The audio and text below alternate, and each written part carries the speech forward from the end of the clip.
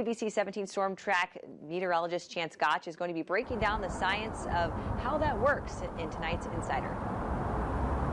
Yeah, Jessica, with an impactful winter weather event coming our way, just like you said, a lot of people might be getting preparations underway, and they probably are used to seeing a familiar sight looking just like this of salt on the roadways.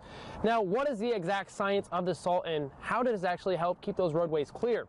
Well, when we take a look at these graphics here, you're going to see that a lot of those water molecules, whenever water is in its liquid state, typically are going to be pretty loose and not going to have too much hold on each other. That allows it to move pretty freely and also allows it to easily kind of fill a container.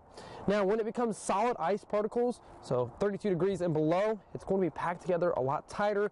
Those molecules not going to be able to have too much movement with them, and it's going to be packed into that solid state. Now, as we start to look into what salt does for that on roadway, so it doesn't actually melt the snow, it actually rather will cause the salt molecules to kind of get into and disrupt the H2O bond, allowing it to kind of go back to that original state. So it's going to be lowering the actual freezing temperature for that compound.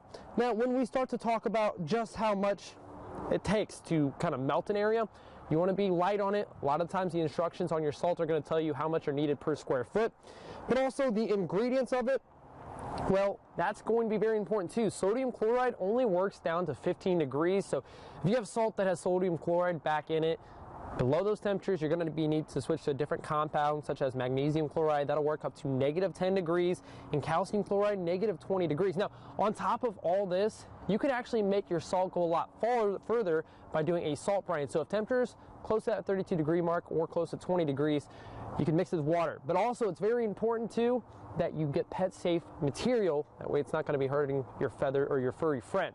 Reporting live outside the ABC 17 Storm Track news studio, I'm ABC 17 Storm Track meteorologist Chance Gotch.